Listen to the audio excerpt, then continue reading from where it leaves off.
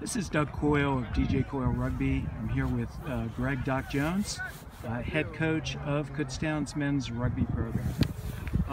Doc, you've been here, congratulations, you've been here for 30 years as Kutztown's coach. You built the program into a national 15s and a national 7s power. What gives you the greatest pride in Kutztown's accomplishments? Well, I think over the years it's been the fact that the kids have come together to form the culture that we harvest here, and that's a culture not only of winning and success, but we tell all the kids go to work every day. So one of my biggest prides in our program, or proud of our program, is the fact that they learn how to go to work while they're here. They do a good job of it, and then when they graduate, the majority of them are successful, and we know that when they leave us that they're probably going to be good citizens and have a nice life and a good family, and that's what it's all about. We're here to serve and to teach. Rugby's just the vehicle that we use to do that, and so that's what I'm most proud of. Another question. Last year you switched full-time to spring 7s. Before that you were making a transition. Your first side was playing 7s, your developmental side was playing 15s. How has that helped your 15s program, switching to 7s in the spring? Well, you know, I was told a long time ago, and I think it's true, you can correct me if it's not, but that 100 years ago in Scotland they invented 7s in order to improve their skills for 15s, and I took that approach, and then we have a KU1, a KU2, and a KU3 in the spring. Everyone plays 7s. There's no exceptions. Props, locks, everyone plays 7s in order to improve their decision making, their ball handling, their skill levels, and we see the improvement in our 15s program in the fall. I know it's the American way to try and play for the national championship, compete against all the schools that are in D1A and etc. And it was a hard decision to make that way, but we're also a small school, and the 7s gives us an opportunity to get on the national map real quick. So all of those factors included, that's why we made the decision. We're glad we did. We think overall it's really helped our program. The kids are excited about it. They all love to play 7s, 1 through 45 in our roster. Now, you've had some very tremendous players from abroad recently. Michael Arnson, who's now playing for counties in New Zealand. Niku Kruger, who just was playing in the World Cup for the Eagles. You have many other players that come from other parts of the country. Why are they choosing Kutztown as opposed to other programs? Well, we're glad they are, but you know, we also had Marco Bernard, who played in the Eagle 7s from 2010 under 2012, and he was probably the catalyst for the international group. He became very well known. He's a Pretoria kid. We don't recruit South Africa. In other words, we don't have people there. We're not reaching out with tentacles. They contact us, and they send me an email. I handle international recruiting. Coach Chester handles domestic recruiting, and so they learn about us through their friends going back there. But this atmosphere here at Kutztown, being a small school, a small town, it's a real college town. There's 4,000 people in the community, 11,000 in the school. Everyone knows each other. It's a beautiful place in the world. That goes back to these people in these other countries, and they don't want to just come to America.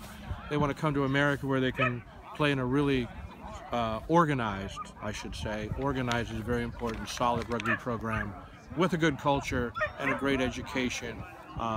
And that's all handy here and all available for them. So we promote that, and when we recruit, we have a very high standard as far as academics. You know, they have to have. We're going after kids with 3.0s. We're not going after kids with 1.8s and they're great athletes. We're not even looking anymore.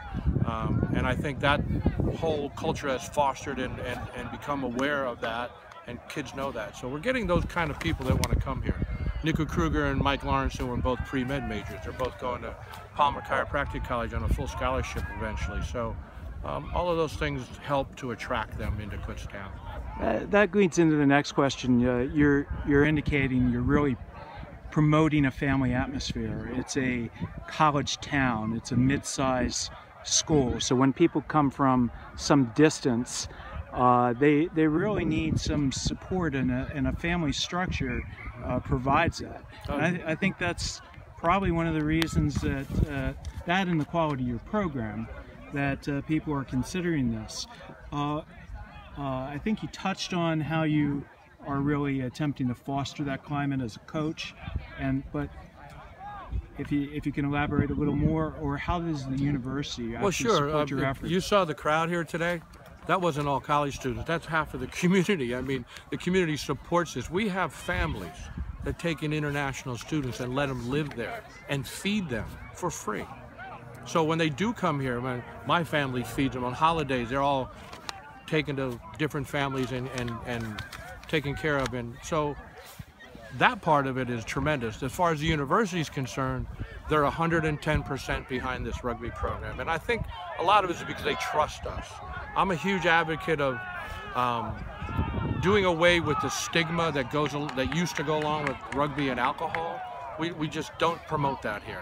Universities all over the country have trouble with binge drinking and alcohol and the stigma that's attached to the sport, and they trust us at the university. They trust that we don't promote that we promote a culture of real, true athletic endeavor along with academics. We have a GPA ruling that if the young man doesn't acquire that particular GPA, which is above the graduation rate, they don't play.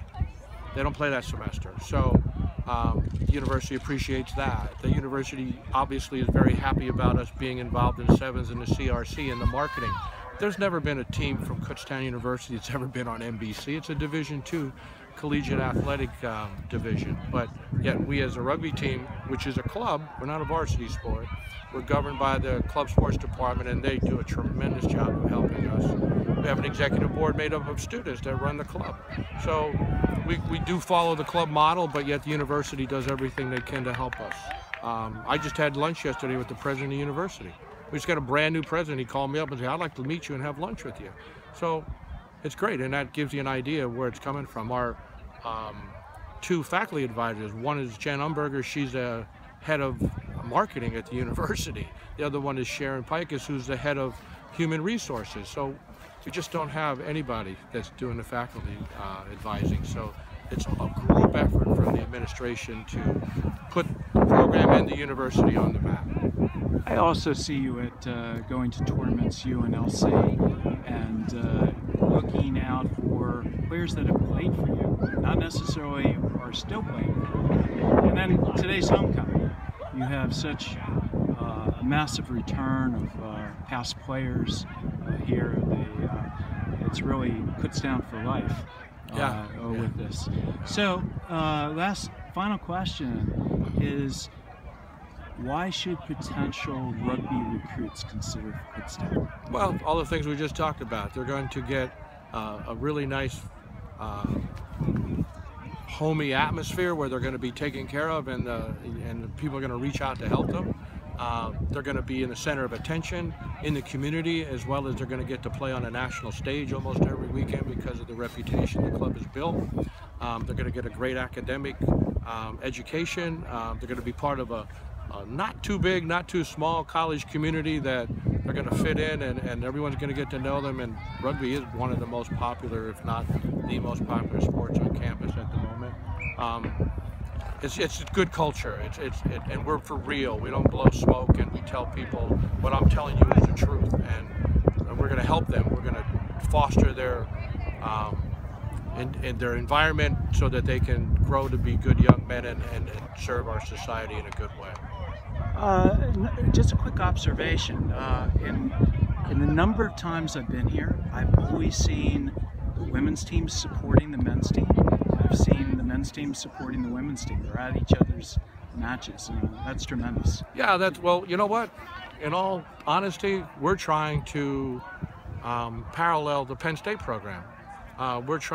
We've got together with the women's coach, and we've talked about, hey, let's help you do what they're doing up at Penn State. Where obviously our women aren't at that level, but we want to all, at Penn State, you always see the same thing. The men supporting the women, etc., and vice versa. We want to foster that culture as well. So we're emulating what Penn State has done. I mean, they're the best at what they do with the women, so we're emulating them. I can tell you the honest to God truth. I've emulated a lot of teams over the years to try to learn from them to build what we have now. Well, I wish you continued success in building your program. Thanks. Thank you very much.